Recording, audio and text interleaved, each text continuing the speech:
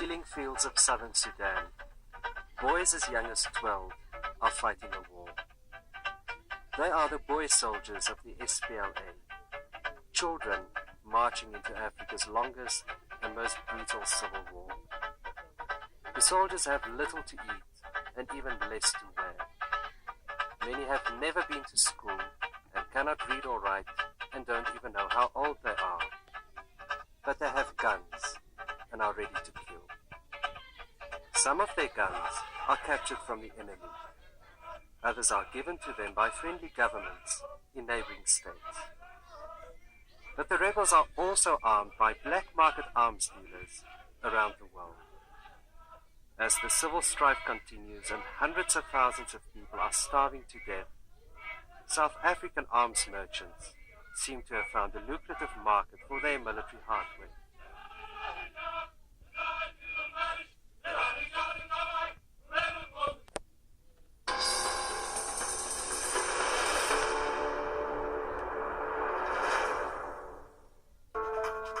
This isn't a religious war. It's a war whose roots are based in poverty, corruption. Central African Republic, for a time, went psychotic.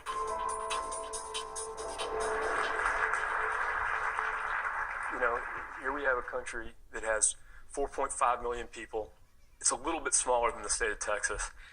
You know, it's 85% Christian or traditional animist beliefs, and 15% identify as Muslim.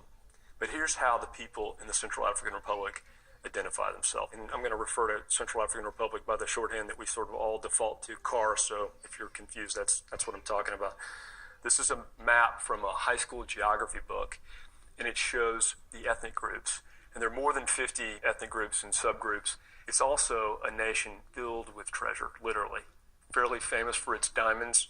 One of the biggest diamonds ever found, almost 400 carats, was found in the CAR. It also has gold mines. Both of these resources are mined using artisanal.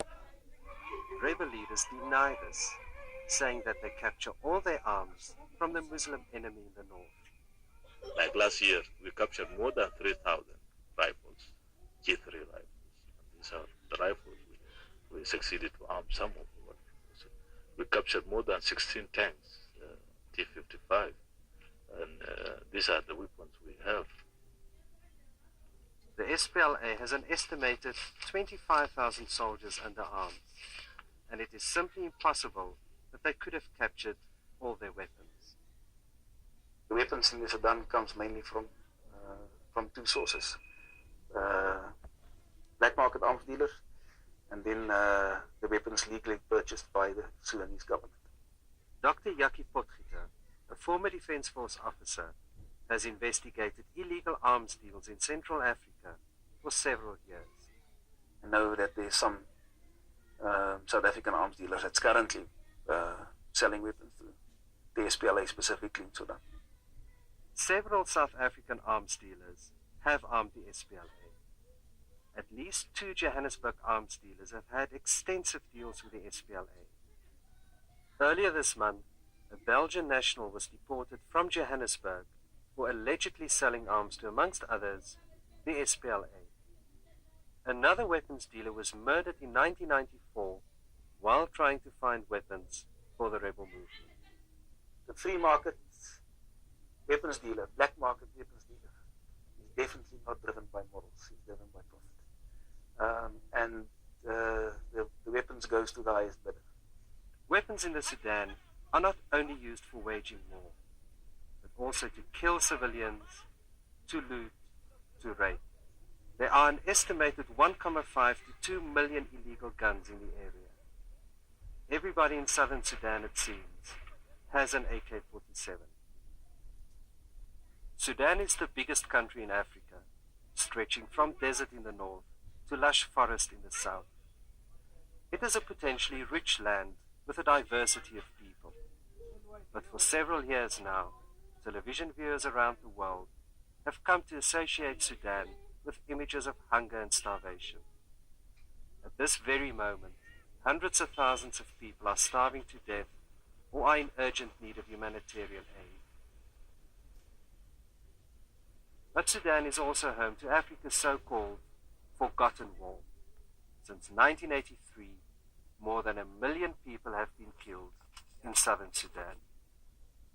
Well, I've been a fighter all my life, even my children.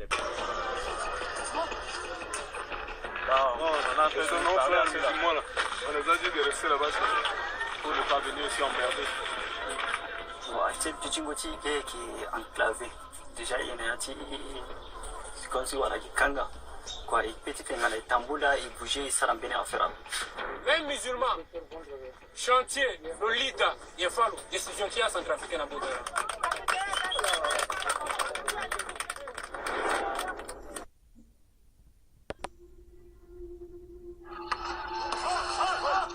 Since early 2013, the Central African Republic has been torn apart by sectarian conflict. In March of 2013, the Seleka, a mostly Muslim coalition of rebels, overthrew a corrupt government. They swept across the majority Christian country, bringing it close to anarchy. A mostly Christian fighting group known as the Anti-Balaka started fighting back. In December 2013, Vice News was there to witness a major turning point in the conflict. Anti-Balaka attacked